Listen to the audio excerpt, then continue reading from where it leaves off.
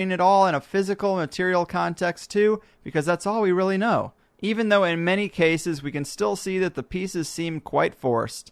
Well, once again, the Dark Prince of modern chaos magic, Gordon White, has flown in on his proverbial broomstick to restore the magical and esoteric context necessary for reorganizing these very puzzle pieces into an arrangement that gets us a little bit closer to viewing the big picture.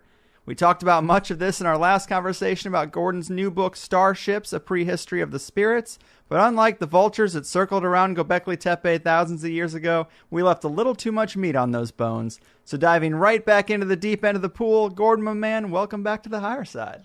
Gregory Carlwood, always a pleasure.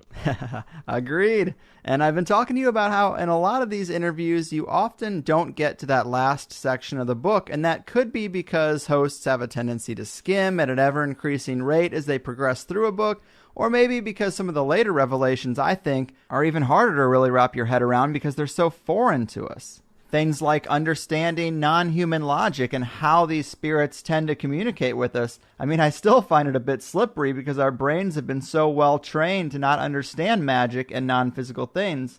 So the first time we talked about this complex book of yours, I still found myself latching on to questions about the physical parts of it. Tell us about Gobekli Tepe. Tell us about Egypt. Tell us about the flood. The tangible things. But that's kind of what we're going to try to get away from as we get into the deeper stuff, right? Yeah, for sure. I mean, you know, in your defense, it's a fairly dense book. I think it's a breezy read. Obviously, please buy it.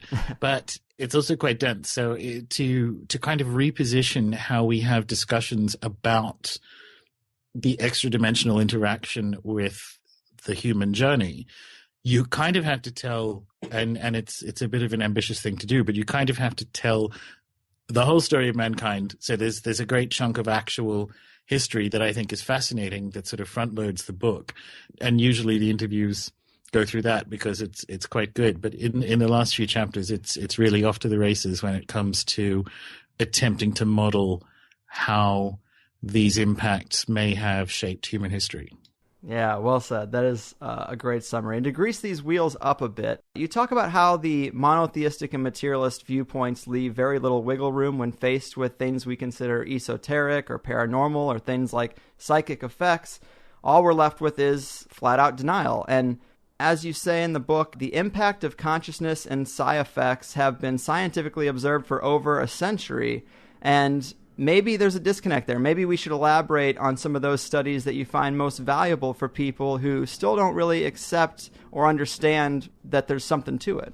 Well, sure. So at a macro level, there's the sort of opening words, or to paraphrase the opening words of Lovecraft's Call of Cthulhu, the human mind. I mean, he was saying that the most terrifying thing in the world is for the human mind to correlate all its contents, because it kind of allows you that intertextual perspective of mankind's sort of role in the cosmic food chain. Now, that's written for a horror short story, so it's potentially overly dramatic, but that inability to correlate contents or to consider things intertextually is a persistent challenge across all academic or intellectual fields. So it's no surprise that an archaeologist or a neuroscientist or whoever is unfamiliar with radical art history or consciousness and psi effects. And it's disappointing because if you can kind of look across different fields, you start to get a more holistic perspective.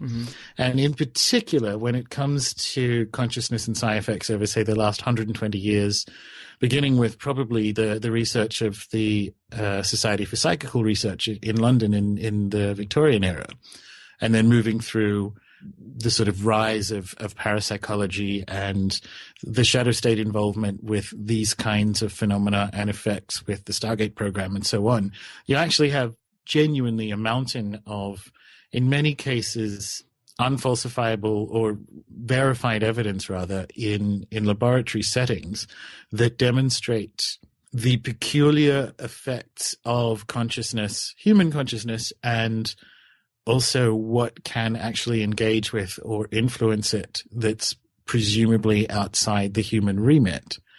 And when you consider that information in the light of I guess, our interpretation of history, and in particular ancient history, when you have stories of cultures and societies saying flat out that the spirits taught them this, or the gods taught them this, we have, because of a failure to intertextually understand that information, we've kind of chalked that up to metaphor, or we've looked for a physical description of it. And that really surprises me, because in a very methodical and parsimonious way, we do have like actual scientific data that suggests that these kind of encounters are real in some sense, in some category of the word real.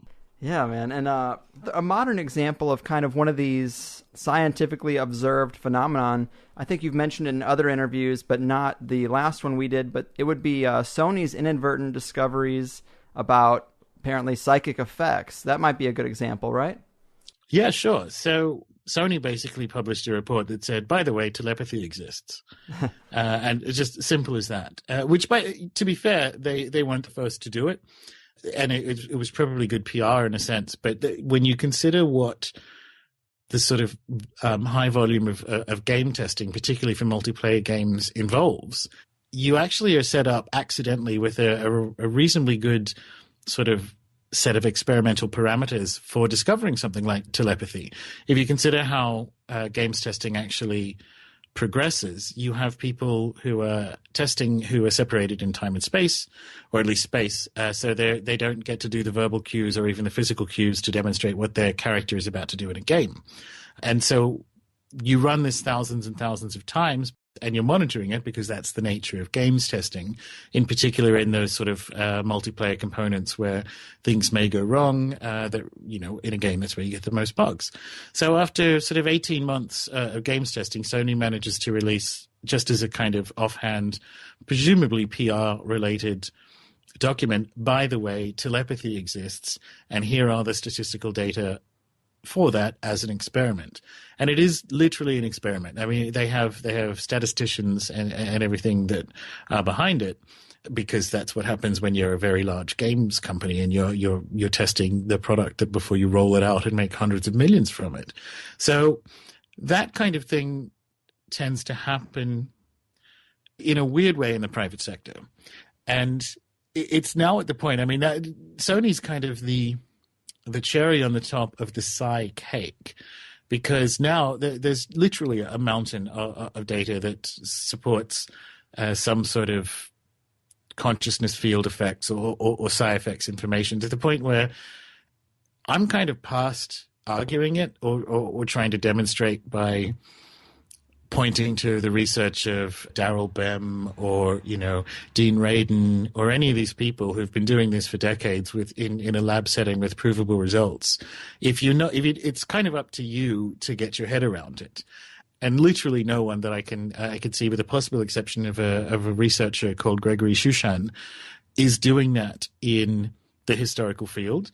And that's genuinely a failing of science and inquiry, because we're not saying anything swivel-eyed here.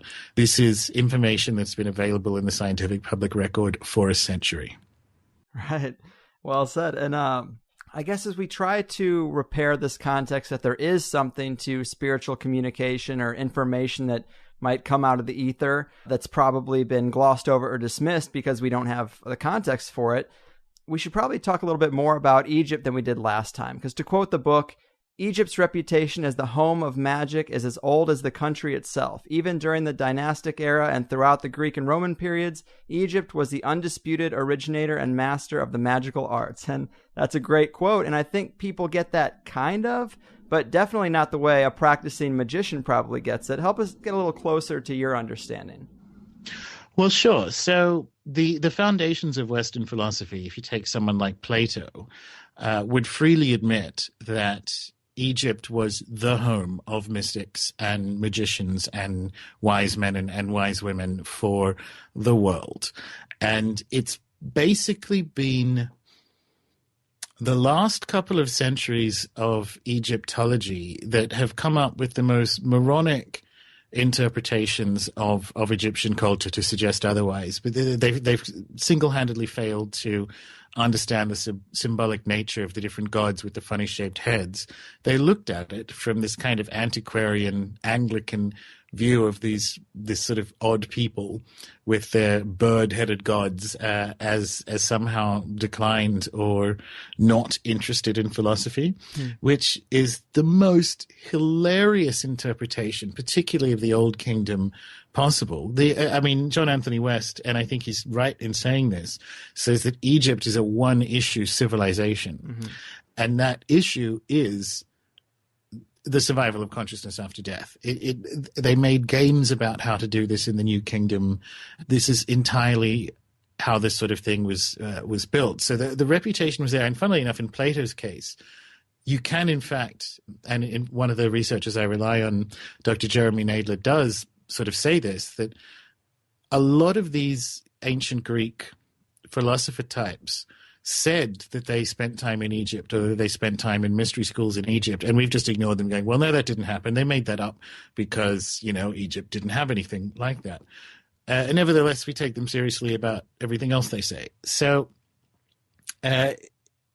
Egypt is and was considered, and we need to then take that seriously, the home of the inheritor of some very profound wisdom or information to do with the survival of the human after death. Even just the architecture of Egypt, particularly in the Old Kingdom, but actually this survives into the sort of promenades of the New Kingdom, and even into the late period when they started building temples to their hybrid gods. Without a sort of thorough understanding of, dare I say, quote unquote, how magic works, we kind of miss things. And the most stonking one, which you sort of briefly touched upon in the previous episode that we missed, is the flat out guess that the pyramids are some kind of pointy tombs, which doesn't actually fit in the rest of the history of kind of Old Kingdom Egyptian burial practices.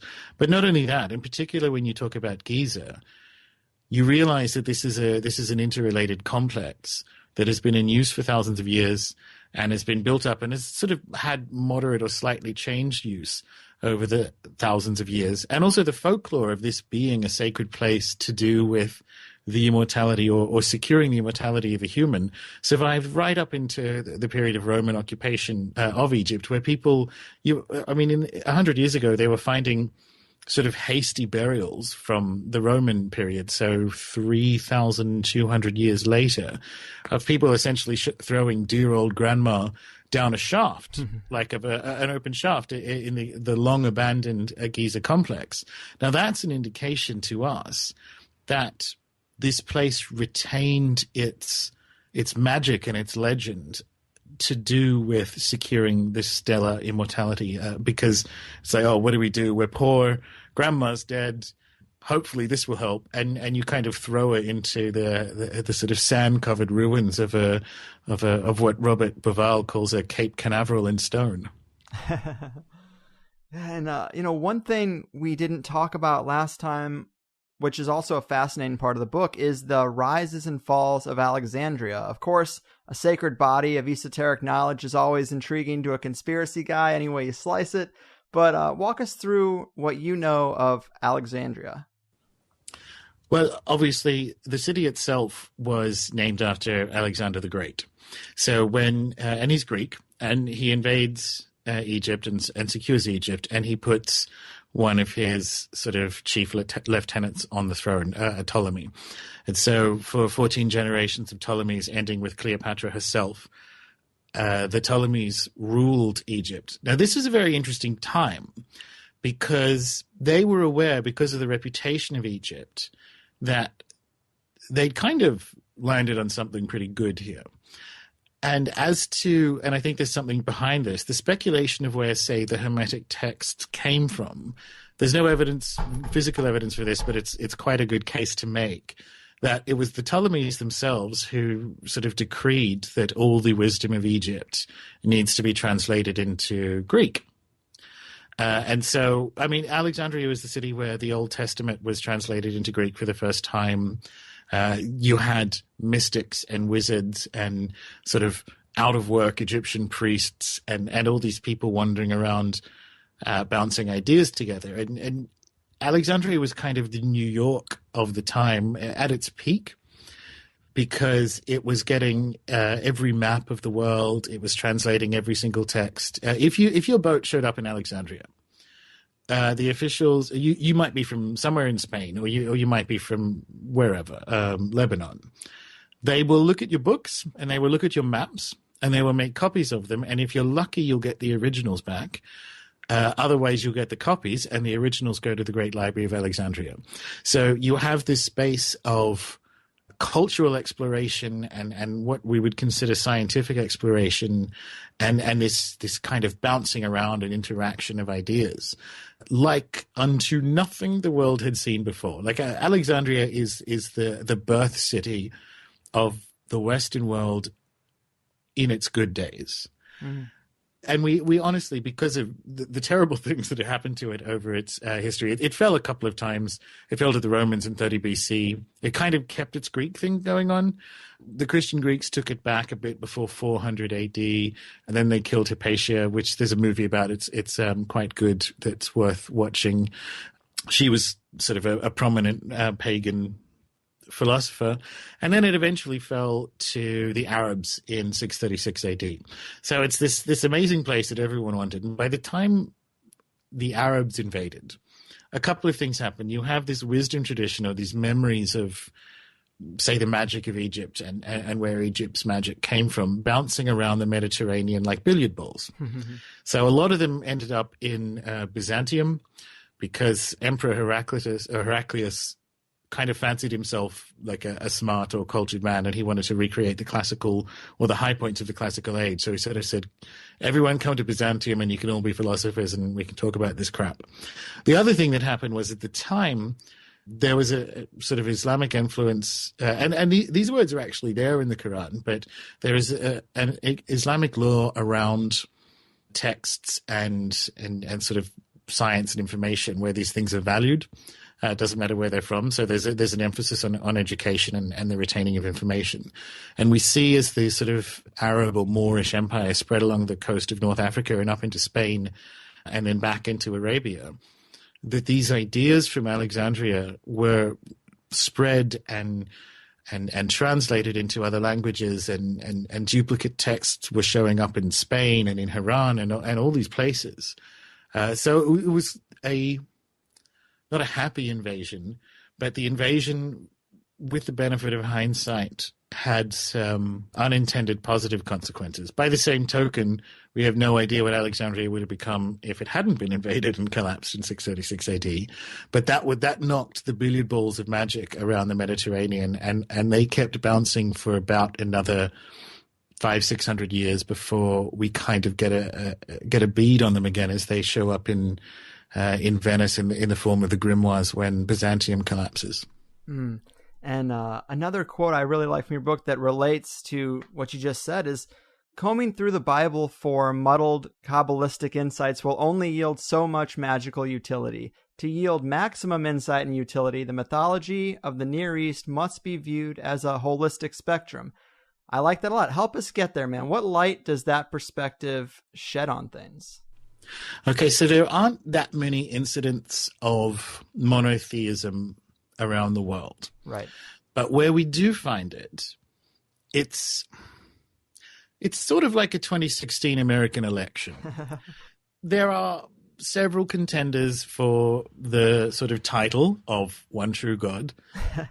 And you have a bunch of different people and politics and myths sort of spewing up. And eventually some of the detractors fade away and some of the wives fade away. And you kind of end up with one who becomes the one true God. And that's definitely the case. I mean, it's well and truly observed where Yahweh came from. Yahweh was essentially, with different names, part of an earlier Babylonian pantheon of other gods. And because of the various politics and so on at the time, the other contenders to be, president of the gods kind of faded away. Mm-hmm. Now, from a magical perspective, understanding that is quite good because it puts a lot of the magical practice that is associated with this particular monotheistic god in the context. So it's not a definitive description of this is how magic works. It's sort of a snapshot in the timeline, and we can sort of look backwards from that to see where other ideas came from that subsequently influenced it. In particular in the Near East, it is their attitude to the stars and the planets and the sort of mythology to do with, say, Venus as the morning star, who's sort of Inanna and also becomes Lucifer and what have you. You start to be able to put it in a context which makes it doesn't invalidate the story of sort of a monotheistic god or using Kabbalistic magic or any of these things. It doesn't invalidate it. It does the opposite. It deepens it because it puts it in a continuum, which is sort of the whole point of starships. It puts it in a continuum of mankind's interaction with the spirit world rather than as this kind of standalone, I think this. Yeah, and that's kind of the part that I've been able to wrap my head around a little bit better lately. But even talking about a body of like esoteric knowledge like Alexandria, conspiracy theorists tends to, again, put that in a physical context, like there's just a box of goodies that gets passed along through secret societies from the Knights Templar to the Masons and this and that. But I mean, I guess I just never really fully got out of that mindset and put it in the context of extracting knowledge from the ether or from the spirits.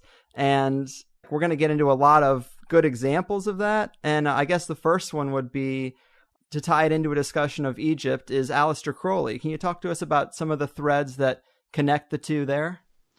Yeah, sure. So funnily enough, when we talk about, speaking of Crowley, when we talk about the realization that these spirits have been interacting with mankind, and we need to think about it in that way, because as you were saying, when you look at the survival of esoteric knowledge through time, you essentially have two routes, because it has survived, or at least it's recurred through time. And you either have the physical route, which is very tenuous from an archaeological evidence perspective. Exactly.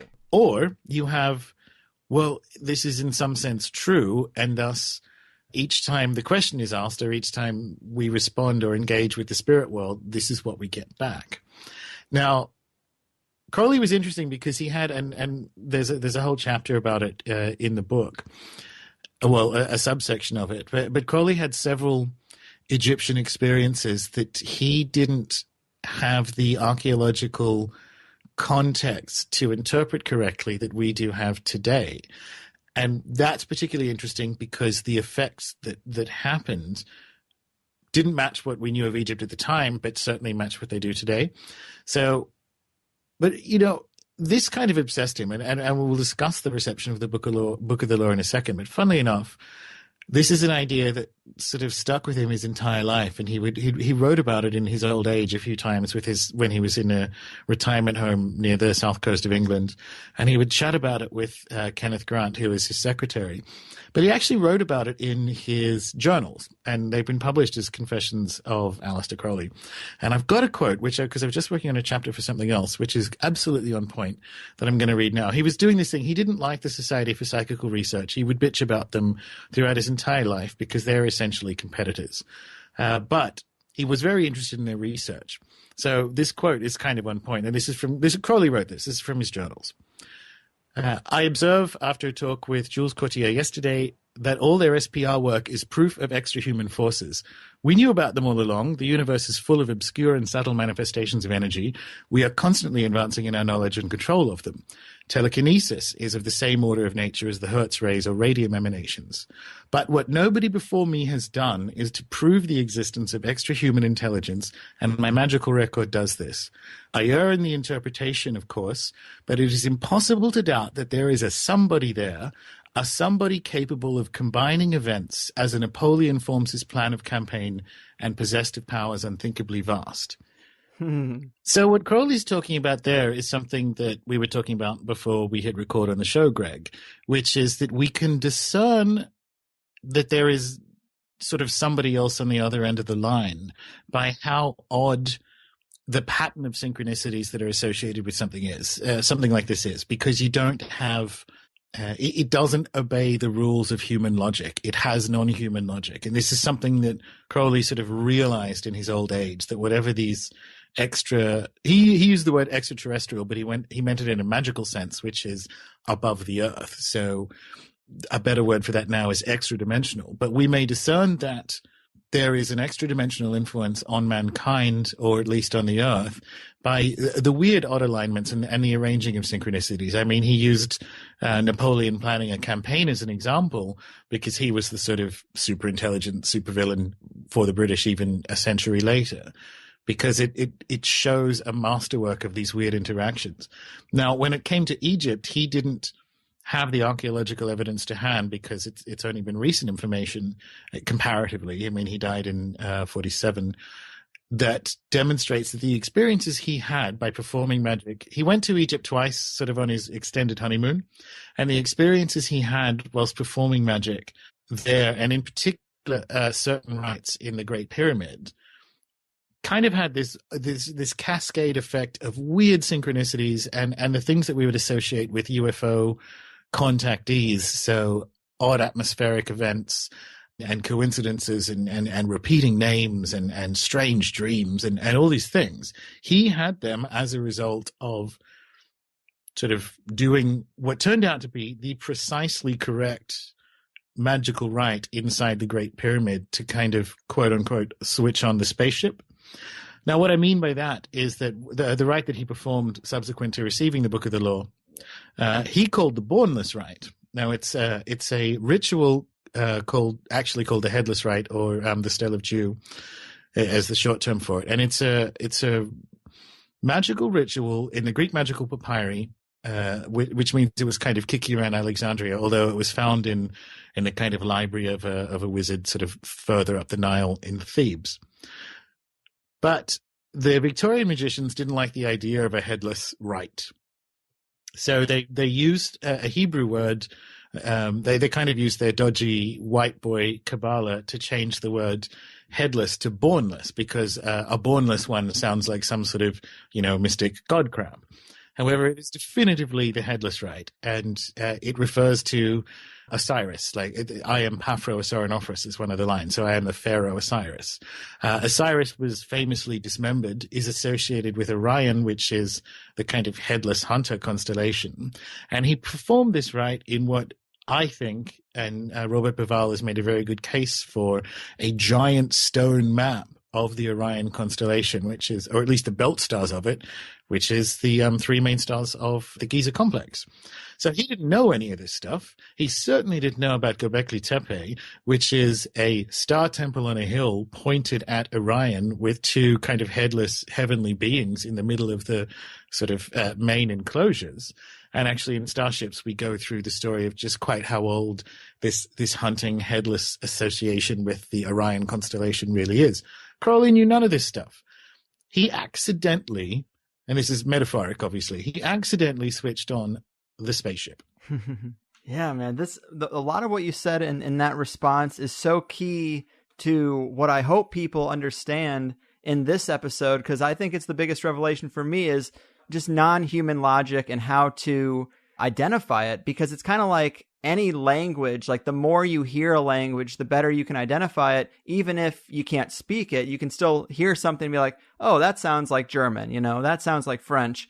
And it's kind of the same with this non-human logic. The best way to really get it is by stacking up the examples of it, which is kind of what we probably are going to be doing for the rest of the show. So the picture becomes more clear. But yeah, that really is, to me, the biggest and latest revelation from your book. And I guess, can you maybe talk a little more about non-human logic and maybe try to define it a little better for people who aren't going to have any experience with it? Because a lot of people aren't.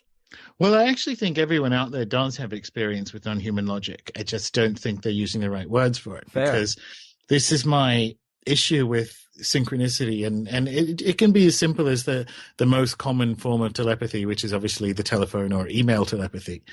And people go, oh, that's a bit of a sync. I was just thinking about you and you rang. You go, well, fucking stop and describe that, okay?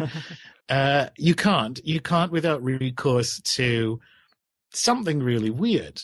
Now, when you push that a little bit further, I mean, I'm known for some popular posts on Rune Soup to do with sigil magic that have been read a few million times, and it's kind of a beginning and ending of, well, not ending, but it's a comprehensive beginning to sigil magic. Now, if you do this, and bear in mind, as far as you're aware, all you're doing is drawing little squiggles and messing with your own unconscious. The way the results of something like this come through demonstrate quite clearly that you're not doing this, or at least not in a way that you currently perceive yourself, because you will end up with results that show up that couldn't work. So you'll get a delivery that will happen that must have left before you sort of shoaled the sigils, and then they show up the next day and you go, well, what's happening there? And the components of the hallmark of the evidence of non-human intelligence is this almost a lack of understanding of linear time or the human perception of time. That's the key hallmark of it. So one of the ones that I like, Crowley spent his entire life, because the Book of the Law told him that he was the prophet of the new eon. So he spent his entire life waiting to be kind of like a Krishnamurti figure, literally some sort of world teacher. That didn't happen. Nevertheless, if you look at the story of the 20th century, what you have is, and if you look at it from outside, so you're Aiwas, you're the beings that are sort of beside time that are communicating with Crowley. He is the prophet of the new eon as far as they're concerned, because if it wasn't for Crowley, we wouldn't have the modern space age, because it was, his acolytes that invented solid state fuel. If you name anyone else in the 20th century that's had a sort of more impactful relationship with rock music and sort of 70s independent Hollywood and everything else. So the kind of cornerstones of things that we would consider the 20th century, which is essentially the space race and rock music, there's Uncle Al sitting there in the background. Yeah. And if you're looking at it from the side, it's kind of like viewing, I perceive it as sort of viewing a vortex underwater, so like a sideways kind of vortex. As far as that, and Crowley's at the point at the narrowest part of the vortex. As far as the outside non-human intelligence is concerned, he is the prophet of the new eon, because the next 100 years were about space and rock music, and there he is. Mm-hmm. It didn't work out quite so well for him, but that's an indication that you're dealing with something. And he knew this by the end of his life. He knew that he was dealing with something that didn't think like a human, because it probably wasn't. Yeah. Yeah. And that is so like what I'm kind of into today is identifying, because it isn't human, it is so foreign, identifying, the way it thinks and its type of logic. I guess searching for some type of analogy this morning for this kind of thing, it almost makes me think of the way communication is with like a 5-year-old, where they just hit you with all these non sequiturs, things that don't connect. Like if you ask a kid about their day, they'll be like, well, we went to the store and there was a man with a blue tie and then I got hungry, and like none of it really connects. And then we saw a dog and then we had an ice cream. Yeah. True, if you're talking about maybe a super intelligent Aspie 5-year-old, because you will eventually discern the pattern of a 5-year-old's narrative.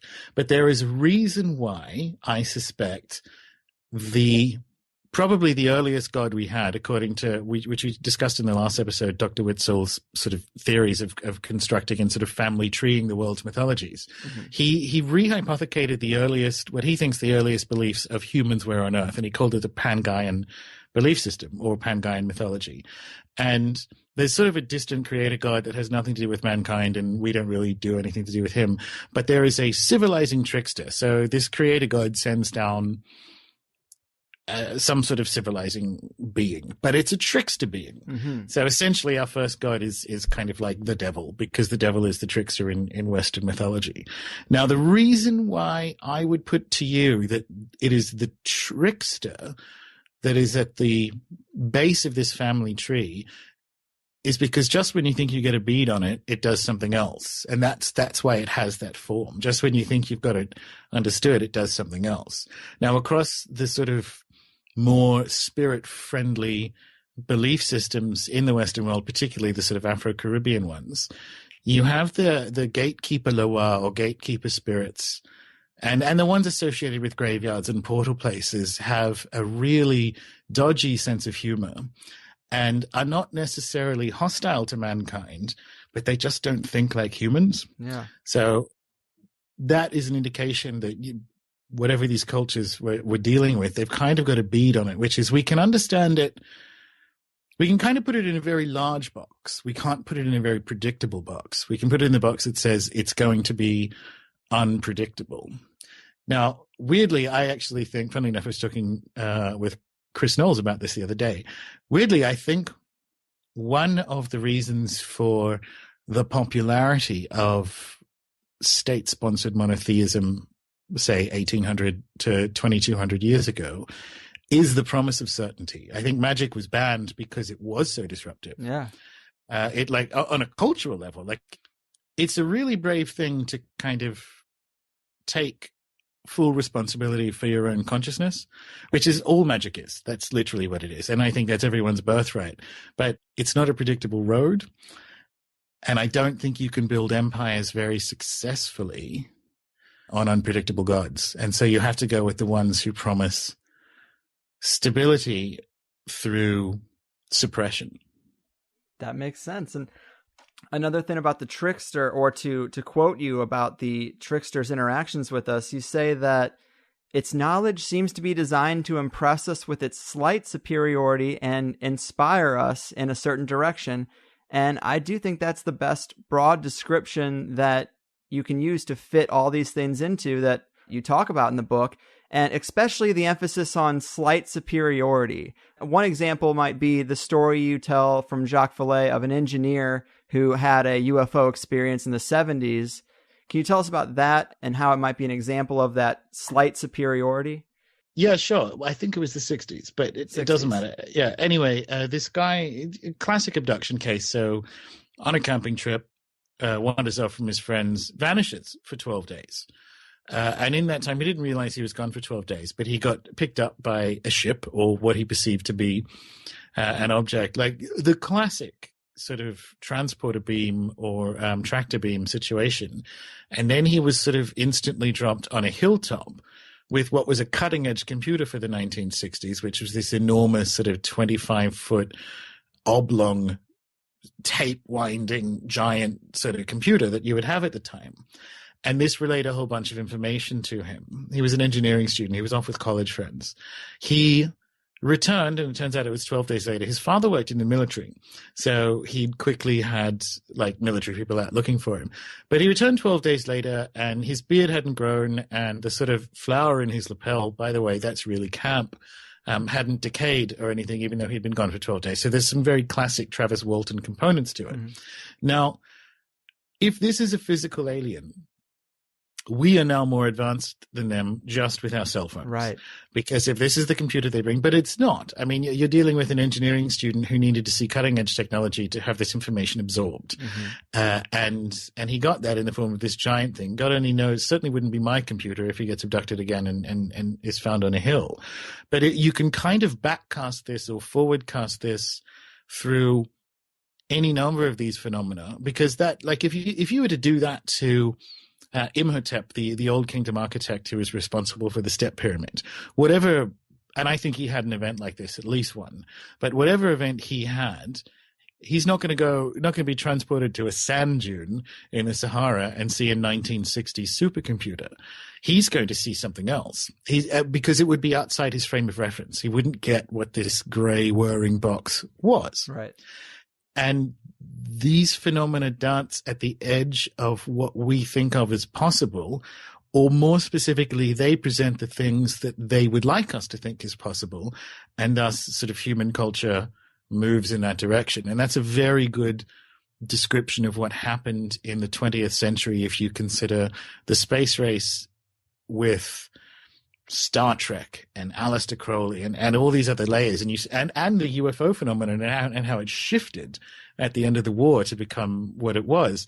And this is straight out of Jacques Vallée. I am a card-carrying Magonian when it comes to these interpretations. Mm-hmm. And his best book on this subject is Messengers of Deception. And when this came out, I've read his journals. When this came out, he was surprised. Usually historically, he'd pissed off half the people. So he pissed off the nuts and bolts people or whatever.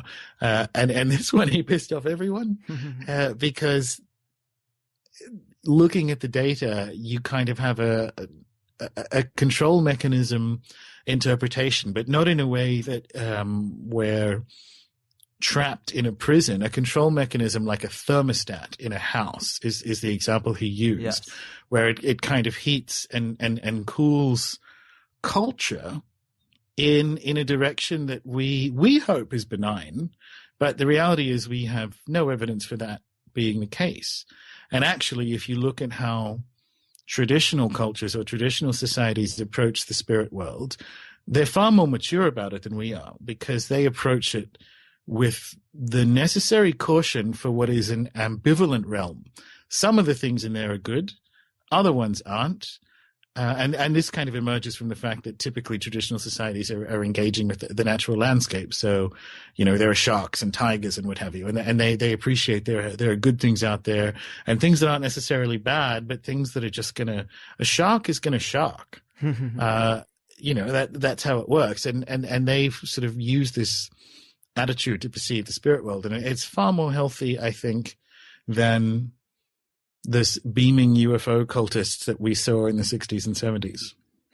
Yeah, I definitely would say so. And I love that engineer example with the big computer, because it does speak to this phenomenon as being kind of illusionary in nature, or that this entity or being is presenting people with a context that they'd be familiar with. And that just shows, like, I don't know, such high level intelligence. Like, the game they're playing is just so nuts. And to take this back maybe to, you mentioned it parallels with Imhotep's experience, but to take it back further to a place like Gobekli Tepe, does it seem to you like the same spiritual information download is what's giving them knowledge of how to follow herds and hunt more effectively?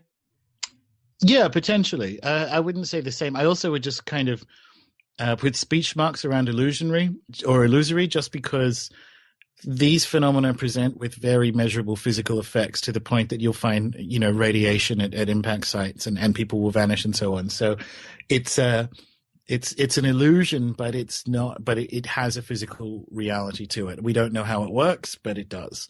So yes, going back to Gobekli Tepe, or just in general, hunter-gatherer cultures, if you're the shaman in charge of, well, not in charge of, but if you're the shaman associated with a particular tribal or hunting group, you eat when you can find the right spirits that will tell you which valley the deer are going to run down, and what mushrooms to give to the woman with having the troublesome pregnancy versus the ones that will kill her and her child.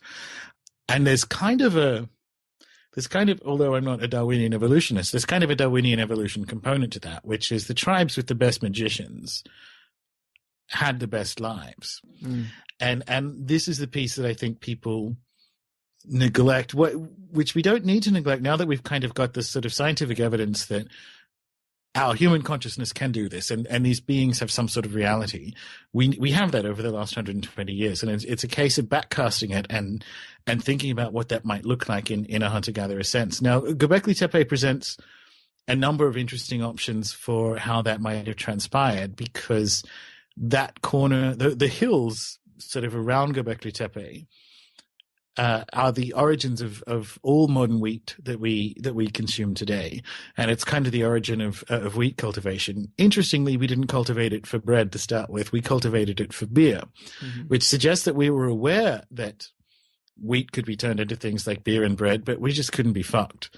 There's pistachios to eat, and there's deer to hunt, and what have you. And this grass, this einkorn wheat, if you leave it in water for a couple of weeks, it can get you a bit drunk. So that's probably worth our time. So you would have them gathering it for that, which suggests that we kind of knew, quote unquote, how to farm or how to garden. We just didn't do it because we didn't need to for a long time. And as to how that arose and how the kind of virus of civilization arose, I suspect the other end of the phone line had something to do with that. Mm-hmm. Yeah, I think that's pretty clear to me now. It makes a lot of sense. I guess to go back to Crowley and Aiwass a little bit, Aiwass was encountered in Cairo, apparently, in 1904. Do you consider the geography of that significant? The geography of Cairo in particular? Well, do you think he could have encountered Aiwass just as easily in Tampa, Florida? Technically, yes. Mm-hmm. But also no. So it's not necessarily the spatial thing as much as it is the time. So if he had a jet, he could have had his experience in the Cairo Museum where he saw the stele of revealing, is what he called it, that had his 666 on it. And that was the kind of cornerstone synchronicity for him. If he'd had a jet and he'd managed to get to Florida or Melbourne or what have you, in theory, that could have happened. Aiwass came through to him in his interpretation out of sequence because he'd achieved what he considered his knowledge and conversation with his holy guardian angel, which is the sort of apotheosis of the Abramelin operation, which he did when he was in his Golden Dawn days. And then the Aiwass thing happened, and so he kind of conflated Aiwass with his holy guardian angel. And then there were a string of synchronicities after that, after the reception of the Book of the Law. So he actually met a guy in New York who had Aiwass as a middle name, who helped him. I mean, the information is kind of wrong, but it helped him put Aiwass. He then decided Aiwass was a Sumerian god based on the information of this sort of Sam Jacobs guy with the middle name Aiwass that he met in New York, who told him about the Yazidis and how they were a kind of survivor race of the Sumerians, and so Aiwass is kind of like the devil and his holy guardian angel and this Sumerian god. So we had all these weird synchronicities because it's an odd name, and it is odd to meet a Kabbalist who knows a bit about Yazidi culture in New York when you've been the person who's had an experience and you think your holy guardian angel is called that. So you kind of get to very long or very low probabilities when describing this, which again speaks to that non-human logic. Now, what I think he was trying to solve is at the time he was writing this, Sumeria was the oldest culture we knew for reasons discussed at the beginning of the book as to how the mid-20th century and early 20th century carved up history into chunks that it could measure. But when someone looks for the oldest thing, and Crowley did this and Kenneth Grant did this, it's because they're looking for an evidence match for the feeling of that experience, because it feels old, it feels eternal, and there was something about Aiwass and receiving the Book of the Law that Crowley knew was a very small part of a much larger story about mankind's relationship with these beings. So he was, funnily enough, Starships is kind of in the same vein, because it is the quest for the first time this happened, because, and by the way, it doesn't get there, but the first time this happens is probably very important and very weird. Hell yeah, it is. And who knows if we'll ever get there, but you've definitely made a worthy effort. And maybe this is a good time to bring this up, because of course I am bred and trained to try to categorize things in a neat little box, which of course a person's going to struggle to do with this kind of thing, just like you talked about, Crowley did too.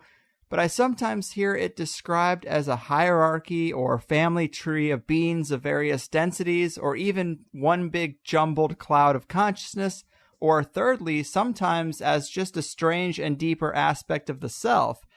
And when I get out of my depth and listen to high-level magicians discuss it, they seem to come to that conclusion that it's some deeper aspect of the self eventually, which confuses me. But do you think this is one or the other, or a combination of all three explanations? What are your thoughts on this? So the trouble with the deepest self description is that it's not really an explanation. It's just moving these things around. We don't know what the self is. We don't know what the unconscious is. We don't know what consciousness is. So if people feel safe, or if they feel more prepared to explore this sort of thing, and they consider, oh, it's fine, it's just the unconscious, or it's the imaginal realm, or I'm contacting my deep or higher self, go for it, because those words are all goo. We have no idea what's going on. Just to look at your other options, when you say a hierarchy, the sort of hierarchy approach of the spirit world emerged kind of at the end of the classical age, when the Christian apologists and early church fathers, particularly in this case Dionysius the Areopagite, kind of took the pagan world with all its spirits and all its gods and put them into this lattice structure between us on Earth and kind of the sort of chthonic or underworld realms, and all the way up to heaven. And so you have all these different beings. So the hierarchy emerges from a kind of early Christian attempt to incorporate the pagan spirit world into the new regime, which is fine. However, the structure of it is an artifice that we have applied to it. I don't go. Door number 3 was the one single consciousness idea. I don't go down that route either.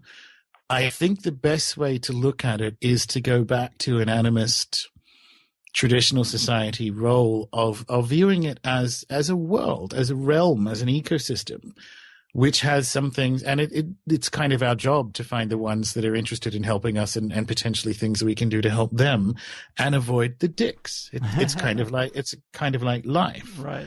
And so for me, that seems to be the most appropriate, whether it's right or not is a secondary issue, but that seems to be the most appropriate model for understanding how some of these beings have an independent relationship and how some of them have an interdependent relationship. It's the ecosystem model. Yeah. And I guess to expand on that a little bit, in your section, is it the Nuit formula, I guess? How to pronounce it, Nuit? Yeah, Nuit. It's the Egyptian language didn't have vowels. Well, obviously it did, but the translations from hieroglyphics. So Nuit is NT. So it's Nut or Nuit, or it doesn't matter. Right on. Well, in that section, you describe a little portion of the entity hierarchy a bit, and I like how you say that she seems to be a step too far up the cosmological description of the universe to be quite as approachable to humans as, say, her children, because that is kind of a common idea in these types of spiritual hierarchies, that the higher up the ladder you go, the harder they are for the human mind to comprehend. It almost kind of parallels the way I've heard Lon Milo DeQuette describe the four worlds of the Kabbalah, if I had to stretch for an amateur comparison. No, that one's all right. The other one I would use, you've had Dr. Farrell on before. Yeah. And he talks about the topological metaphor as his kind of sort of metaphysics of creation. And he comes from it from a very Eastern Orthodox view. It's quite good Platonic stuff. And he says the descent of the gods is the topological metaphor. So in the Laurasian mythologies that are discussed in the middle of the book, there is a sequence of creation where you sort of have a creator god, and then it goes through phases or generations of gods after that. Mm-hmm. And Egypt is no different. And Geber knew it. So Geber's her husband are that. And the further up from humans you get, they start to become cosmic forces like gravity or something like that. They cease to become approachable as an individual consciousness and sort of blend or dissolve into the wider universe. And so in many ways, Nuit is an interesting goddess for Crowley to have received in the first book of the Book of the Law, which is definitively the best. He even admits that the third book is he probably lost the signal a bit there and doesn't like a lot of stuff in it. That's where all the Crowley detractors talk about all the bad shit that's in that. Like, he actually wrote it. He didn't. It was automatic writing, and even he didn't like book 3.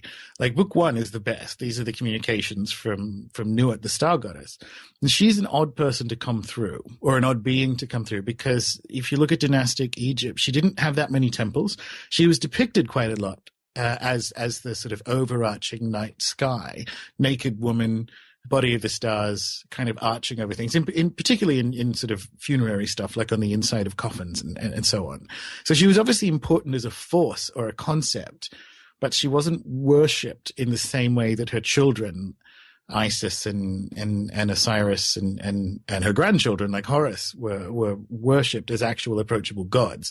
So that's kind of like the Jesus family, the Isis, Osiris, Horus bit. These are sort of approachable combinations. And it's odd because of what Nuit represents as our home to achieve our stellar immortality. Like, each night she swallows the sun and births it again. And if you look at the Old Kingdom texts, and even some of the New Kingdom ones, the sort of process of securing your stellar immortality essentially involves going through or returning to Newark, and she is the stars. She is literally the heavenly sort of canopy above us. Now, if you're trying to explain something like Francis Crick's directed panspermia, which I remind everyone is literally the materialist scientists' explanation for how DNA got to Earth, like directed panspermia, a slimy rock shot at Earth. If you're trying to explain that to someone 30,000 years ago or to a Neanderthal, you're not going to use the double helix structure of the DNA, and you're not going to use all this kind of where we've tried to combine amino acids to create this and whatever. You're not going to do that. You're going to say your mother is the stars. This is where you go back to. Realizing that sort of secures your immortality. It's the very famous Terence McKenna thing, which is that the purpose of life is to familiarize oneself with the after-death state so that the process of dying doesn't come as a shock to the system, which I love as a line, and it's just a classic hymn. But if you're trying to explain that idea of mankind's stellar origins, which are probably a scientific fact, I believe they're an esoteric fact as well, you tell a story like that. You tell a story about Newark, who's almost too diffuse as a concept to be approached as an individual being that can give you immortality in the same way Osiris or Jesus or someone can. Man, so well said. And that makes so much sense. Another question to kind of clarify the Book of the Law and these channelings, would you consider this little saga to be a more recent incarnation of the Moses story or Hermes or the Thoth references? Does the Book of the Law have parallels to those situations and that material? Yeah, sure. And moving forward, it has parallels with Betty and Barney Hill's abduction and all that kind of channeling UFO stuff that happened in the 60s and 70s. Moses is a difficult one. In theory, like the Moses story is a description of a type of event, which is going up on a hill and having some kind of download. Right. Now, since the 70s, we've kind of known Moses didn't physically exist as a human person. That's a motif, just going back to that sort of presidential election view of where we get monotheism from. That's a motif that has survived or tumbled down into Judaism and Christianity from a much earlier time. Moses is the lawgiver type, and there's sort of a Manu and a Menez, and it doesn't matter. Like there are a bunch of other cultures where you find a similar shape to the story. Mm-hmm. So it didn't physically happen to a guy called Moses, right? But yes, that there is a type. You find similar types of the sort of apocryphal beginnings of a number of grimoires as well, where people go up the hills and talk to a spirit or the devil, and you start to realize that it looks a lot like the ending of Close Encounters of the Third Kind. Yeah. And we got to talk about the serious mystery at this point because I want to fit it into the free portion of the show because I think this is another great little saga and a great little loop of this type of non-human logic. But to help with the understanding, you mentioned the serious mystery and its author, Robert Temple, as a good example. Talk to us about this because I think a lot of people will have heard of this, that it's been like debunked or it was a hoax, and maybe we should revisit it. Why shouldn't it be dismissed? Yeah, so the thing about the serious mystery is that it's actually had the pleasure of having an entire book attempting to debunk it, but it's not a very good book. You kind of know your argument is on shaky ground when it relies on the testimony of a convicted murderer, which is Ira Einhorn, and its chief researcher, Phil Coppens, disavows it the second it comes out and writes on his own, which is still up. You can just Google Phil Coppens, The Stargate Conundrum, and writes his own kind of, actually, that's not what we were investigating. And part of the reason for this is that the Picnets were trying to, I perceive, drum up further support for their largely spurious idea that we get the idea of the Holy Family exclusively from the Egyptian Holy Family of Isis, Osiris, and Horus. There's certainly an influence there, but it's not how it works. And if you read Starships, you'll realize that's the case. Now, the story of the Serious Mysteries is quite interesting because Robert Temple was sort of like a student and friend of Arthur Young, who, you've had Peter Lavender on as well, which means you know that Arthur Young was at the seance that involved the Nine. and is kind of in that weird, very Lavender described matrix of, Oswald and the Nine and elite families and so on. This doesn't appear to have had much of an impact on the serious mystery, other than that's where Robert Temple got the idea from a guy who's interested in, because he obviously believes in it, in the concept of extraterrestrial beings communicating with humans. And he used the example. He said there were these French anthropologists who went and studied the Dogon in the early 20th century, and the Dogon have descriptions of the Sirius star system, which at the time they couldn't have known, and a lot of the things that we actually didn't know in the early 20th century about. It's actually not a binary. Well, it's a binary star system, but there's a third one called Sirius C that we consider, and they knew the relative masses of it, and all these other pieces, which you can't observe these things with the naked eye. Mm-hmm. So there's something going on there. And there's an additional layer to there's quite a few layers to their information. If you look at some of Laird Scranton's books, he points out that the Nomo, or some of the spirits of the Dogon pantheon, look like cells. They actually look like cells, and he thinks they appear to be sort of visual descriptions of things like cell division and DNA and chromosomes and so on. Now, this sort of information is not hugely useful to a West African agrarian culture. And so the interpretation that Little Green Man arrived from Sirius and said, "Hello, Dogon people, let me give you some dumb factoids, trivia, if you will, about the different masses of our stars. And also, this is what a cell is. Goodbye," doesn't bear fruit. And that's actually not at all what Robert Temple was saying. If you read the book, he kind of used that as the opening example of what extraplanetary contact might look like, or what the evidence for that would be. And it is what I call in starships, I call it redundant complexity. And there's quite a bit of it in Africa. So at Nabta Playa, it's not only the sort of Orion map that you would expect as a calendar, but the sort of different outlying stones from the sort of main clock, if you will, appear to have like astronomical information to do with the velocity of the stars, depending on their distance from the calendar circle. Now, again, that's information that cattle herders don't really need. And you kind of see, I view that as evidence of the non-human contact, because it's sort of information that we've proved with science to be compelling, but was useless to them. So they obviously got it. It means they got the download from someone, and used the pieces that they could, and the other pieces that they didn't. Now, why the Sirius mystery definitively hasn't been debunked? Well, at least nobody told the CIA it's been debunked. Yeah. Because, if no one's read the Sirius mystery, you really need to get it, and specifically you need to get the re-release that happened in the 90s, because obviously the book came out in the 70s. So in the intro to the revised edition, he describes the persistent interest of the CIA in this manuscript, right up to the point that because he lives in the UK, he's American, but he's lived in the UK for, I think, 30, 40 years. He was actually on the set of 2001 when it was being shot out here. So there's this weird kind of nexus of, again, coincidences that make you think there's a non-human intelligence kicking around. But the CIA stole his only copy of the English translation, which is called The Pale Fox, of that French anthropological study from the early 20th century that I was previously referred to. So the CIA came all the way to London to this nobody writer and stole a translation of, at that time, a 40-year-old anthropological study by the French in West Africa. That's odd. Mm-hmm. That's a very odd thing to do for something that's been debunked. And he sort of mentions in the re-release that there was actually CIA pushback.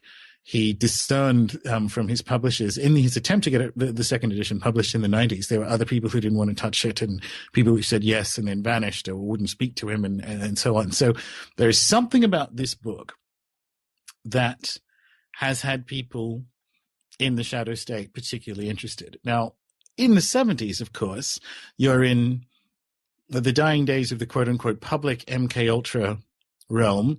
The Stargate program is up and running, and they're encountering beings when they're doing the remote viewing exercises and so on. So there's quite clearly there's a desk somewhere in the CIA in the 70s that is aware that these phenomena have a reality that probably has strategic implications.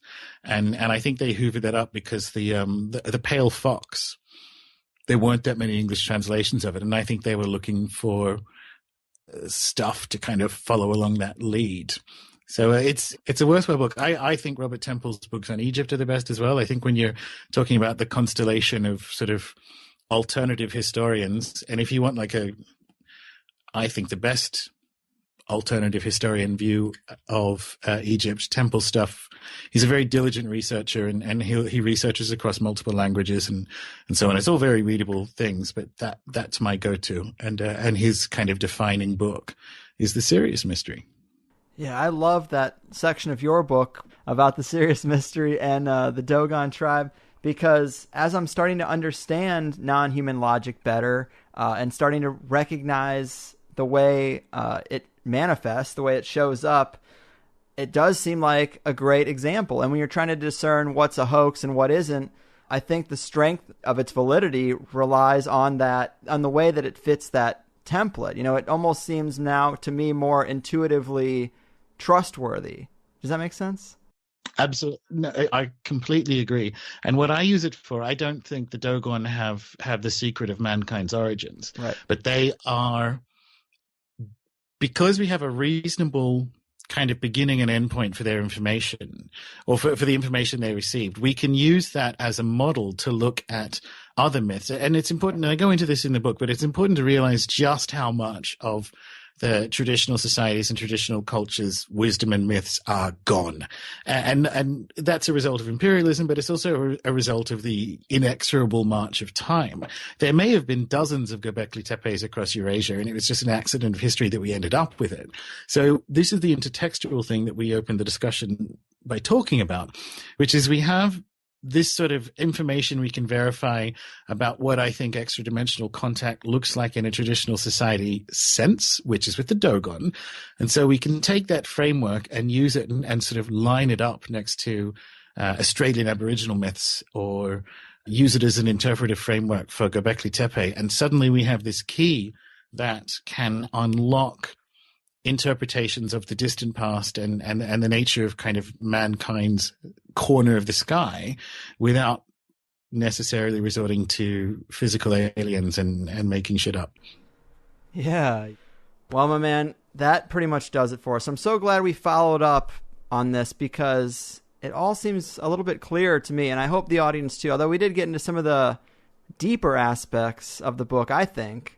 No, it was a pleasure, as we were discussing beforehand, because it's a long book. I've been looking forward to this, because we sort of just started at the second last chapter and went from there instead of starting from the beginning. So yeah. I haven't really had this discussion yet. It's been an absolute pleasure. Nice. And because, I mean, I agree. It really is fun, and it's the examples and the understanding of the non-human logic that makes that template easier to apply to things. And I think in the future, it'll make it easier for me to apply to strange things that pop up, like the Perry Reese map or the Dogon story. And I just don't think it clicked as well before. So that is another great reason to pick up Starships. And now you also have a cheaper paperback version out, right? Yeah. So both available at scarletimprint.com or your local weirdo emporium. It's not available on Amazon because the publishers don't do the Amazon thing. They do the independent bookseller thing, which is very noble. But, I mean, they'll ship anywhere in the world. It's fine. Yeah, scarletimprint.com. Paperback is out. Yeah. Very cool. Well, we got to call it in somewhere. Why not here? Thanks for sticking around for basically an extra hour. I mean, it's always a pleasure. And if there's any other information you want to give the people about the book, or anything else you have going on before we really close it out? No, this has been grand. A pleasure of a conversation. If people liked it, get Starships, and as Greg will attest, a second read through, and suddenly it's a new way of seeing things. Well, Gordon, you are the man. Take care out there. Keep doing what you do. Will do.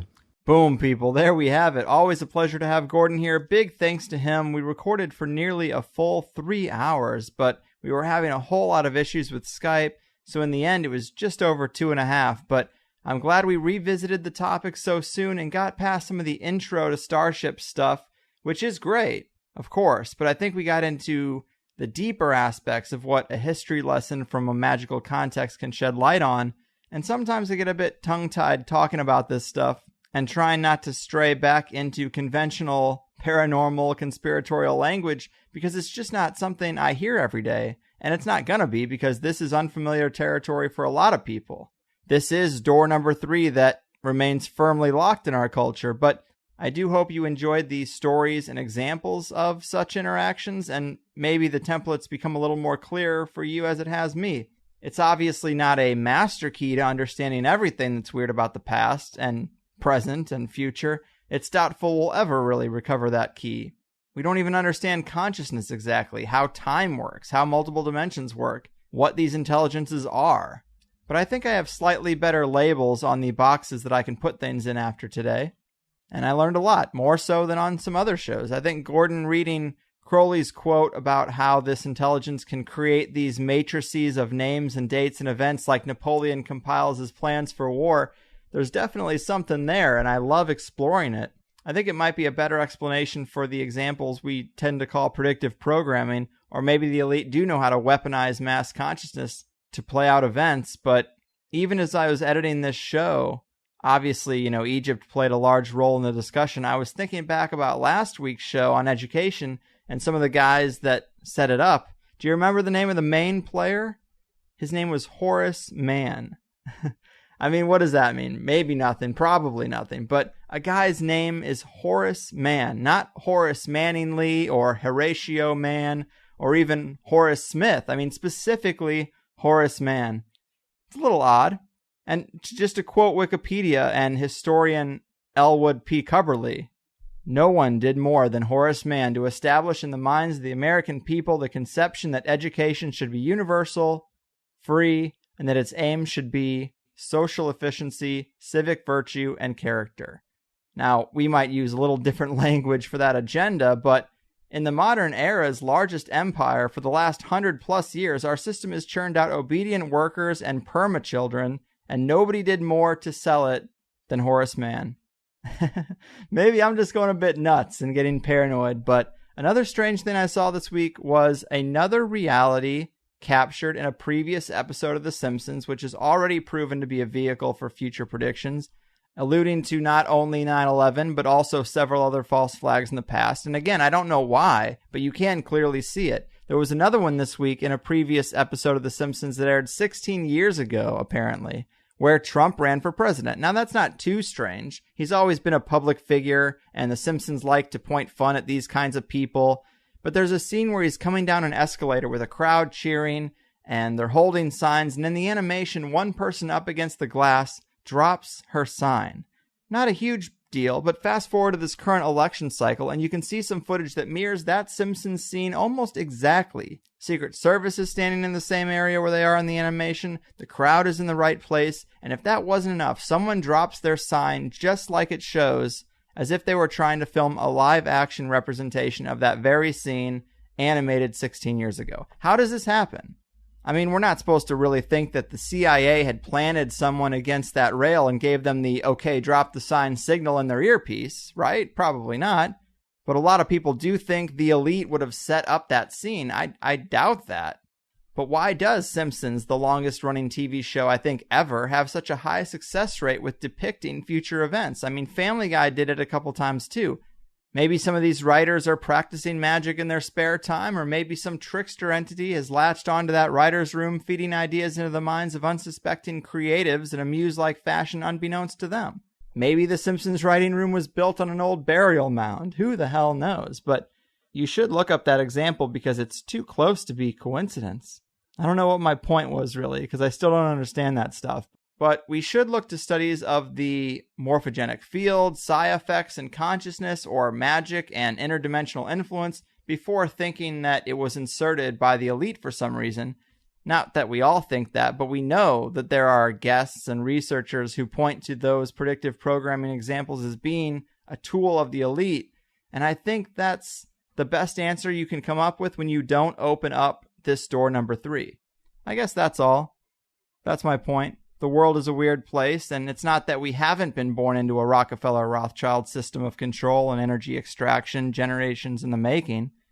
I think an honest examination of the institution of the educational system and the alcohol prohibition conspiracy and textile industry's attack on hemp and marijuana, the war on drugs, the fractional reserve banking system, the for-profit prison system, and all the other down-to-earth metaphorical weights on society placed there by the titans of industry and the great blue blood philanthropists of the Western world will show us that to a large extent we have. It's just that everything doesn't fit in that box. There are others, and I think sometimes we give even the richest shadowy figures a bit too much power. And even though I've grown accustomed to calling them puppet masters, maybe they're a bit closer than we realize to being puppets in the great big play we call the physical plane. Who knows? But this is one of my favorite shows in a while. The second half is great too. You know you'll love it. Sign up for THC Plus if you haven't already. Not only is this Plus show longer than most, but we also talked about a lot of awesome stuff. We got deeper into the understanding of non-human logic, some ayahuasca examples, how things like the Perry-Reese map fit in, remote viewers, AI communicating with Uri Geller backwards through time, what could have been if magic and science had been allowed to work in conjunction in a mainstream way over the years. We also talked about some questions from a couple of the Plus members. And as far as communication with these entities go, we talked about entheogenic communication versus a sober ritualistic one, how they differ, profiles on some individual entities like Astaroth, and how this communication occurs on a personal level, and what Gordon called interdimensional diplomacy. All great stuff, and I put so much of those memberships back into the production of the show, whether it's better equipment, or editing, or the music, or making the website better, and paying for higher bandwidth, and all that good stuff. So the next thing on my list is show notes. I was lucky enough to have a listener put together an iPhone app for us, and that should be hitting the Apple Store in the next 48 hours, and that's a beautiful thing. But so many people have asked about better show notes, where we could put in reference links to things and people mentioned in the show, because I know how hard it is to go back and try to find something that you want to pull out. But they have services for this, and the next thing on my plate is to get that for you guys. I think it would be a win-win, because I could definitely use it, you guys could definitely use it, and it helps with the show's SEO as well. But it's another cost, and if we could just get about 50 new members, I could afford to do it monthly, and maybe even go back to previous shows and institute it. So just know you get a lot more show for your $5 a month, and you can trust that I'm going to try to make it better every step of the way. We also have the Money Bomb. Don't forget the Money Bomb. The 5th show of every month, I give half of the donations back to a random listener. It's made a lot of difference for certain people who aren't getting a fair shake. I'm also going to be doing something different with Conspiracies pretty soon, and I need to clear out all the shirts that I have to store at the house and send out personally, because, you know, you got to get away